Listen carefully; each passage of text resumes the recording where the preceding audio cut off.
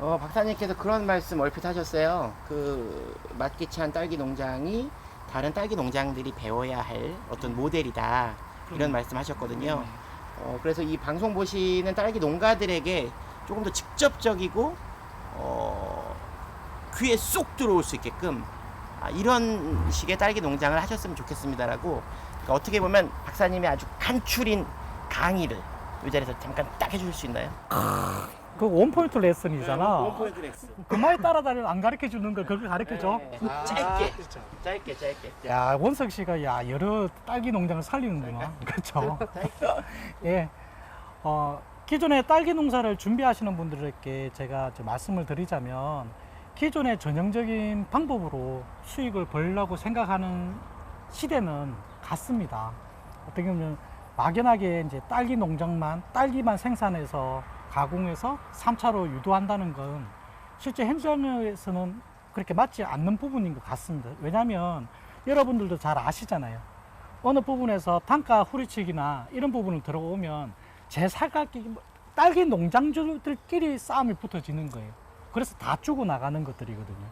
근데 여기 나중에 이 전반적인 걸 보시면 시설 하나만 하더라도 일반적인 딸기 시설보다 청구가 훨씬 더 높죠.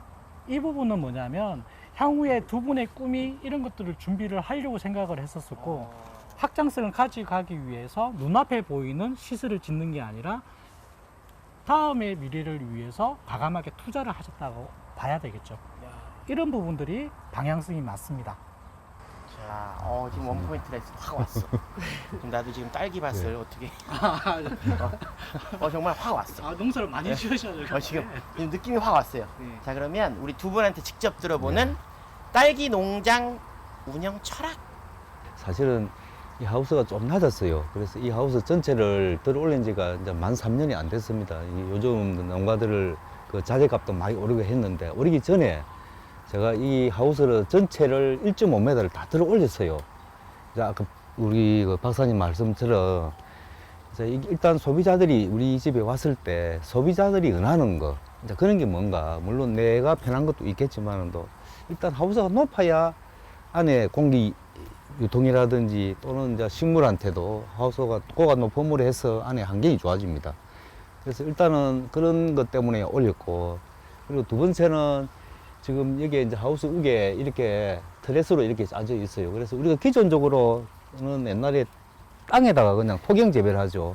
그냥 땅에 이제 재배하던 거에서 지금 좀 뛰어넘어 가지고 저기 베드 고슬 재배를 해서 지금 옆에 베드가 한 우리 허리 정도 높이 올 정도 해가지고 저기 양액 재배를 하는 부분인데, 이제 저기 밑에다가 기둥을 세워서 이렇게 한 거고. 그래서 이제 저는 거기서 좀 더 업을 시키면은, 지금은 안 돼 있습니다만은 좀 있으면 밝힐 거예요.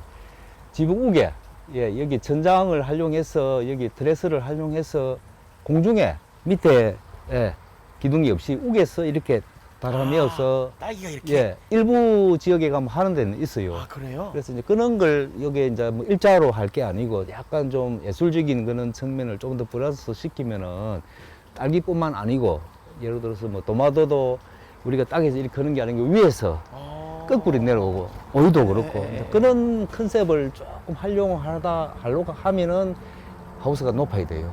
낮으면 절대로 안 되거든요. 그래서 이제 여러 가지 측면에 볼 때 그때도 힘들었지만도 경제적으로 이 하우스를 높여야 되겠다. 그래서 이제 이 하우스를 높인 거거든요. 투자에 비해서. 그래서 이제 그때 당시에 저희들도 뭐 교육농장한테 지원 좀 받고 지유농업 쪽으로 지원 조금씩 받고 있는 부분이 있는데, 이 하우스 올리는데 거의 1억이 좀 더 들어갔어요.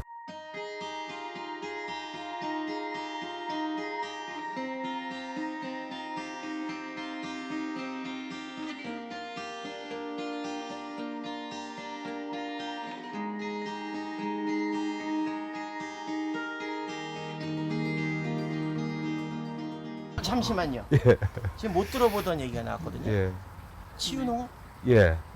치유농업. 이게 뭐예요? 치유농업이? 박사님 먼저. 뭐 제가 말을 하는 것보다 치유농업을 지금 공부하고 계시는 네네네. 대표님께 직접 들어보시고 정리는 뒤에 제가 해드릴게요. 치유농업이 네. 뭐예요? 말 그대로 치료가 아니고요. 치료는 의사님들이 네네네. 해주시는 거고, 치유라는 거는 뭐 여러 측면에서도 생각할 수 있겠지만은, 물론 다른 우리가 뭐 심적, 뭐 정신적, 그죠? 뭐 모든 부분들이 이렇게 지쳐 있잖아요. 그런 분들이 오셔가지고 좋은 딸기밭을 보고 식물을 보고 환경을 보고 하는 것도 마음의 평안을 얻고, 그죠? 내가 행복하다는 생각이 들 때가 치유이겠지만은 저는 그런 분들을 이렇게 위해서 이렇게 식물 하나, 뭐 잡초 하나 제거하고 또 이렇게 물고기 밥도 주고 농장 관리하고, 그죠? 뭐 발길이 부딪히는 돌 같은 거 이런 것도 제거하고 막 이런 과정이 저한테 제가 먼저 이렇게 치유를 받고 또 남들을 많은 사람들을 이렇게 행복하게 해 드릴 수 있다는 그 자체가 치유라고 봐요. 그러면 우리 네. 그 마키찬 딸기 농장에 앞으로 나갈 길은 치유 농장. 네네. 치유농업. 치유 농업. 예. 그럼 박사님께서 조금 더 자세하게 좀 설명해 주십시오. 네. 과연 치유 농업이 무엇인가? 간략하게 치유 농장에 대한 설명을 이제 드리자면요. 네. 치유라는 자체가 우리가 일반적으로 힐링이라고 말을 하죠. 그러니까 몸과 마음을 치료, 치유, 심신으로 이제 한다는 뜻인데, 어떻게 보면 어떠한 다른 부분으로 몸을 낫게 하거나 안전병이가 걷게 하는 그런 기적을 만드는 곳이 아니고요. 21세기의 가장 큰 부분들이 스트레스라면 이곳에 와서 지금 돌아다니는 잉어를 보면서 마음 치유를 할 수가 있는 거고, 흙을 만져보면서도 할 수가 있는 거고, 모종에 대한 생명에 대한 기운을 느끼면서도 느낄 수 있는 이 모든 것들을 이제 우리가 말하는 치유농업이라고 말을 합니다.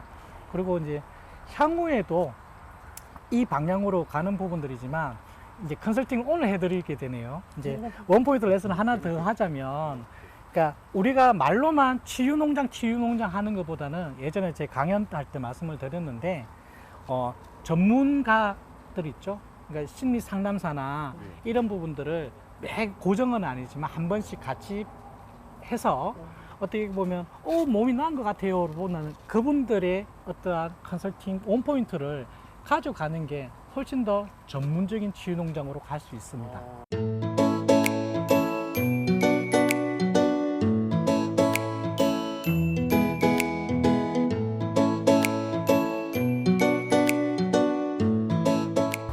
제가 처음에 이 농장 안에 들어와서 유료 식물원에 온 것 같습니다. 예.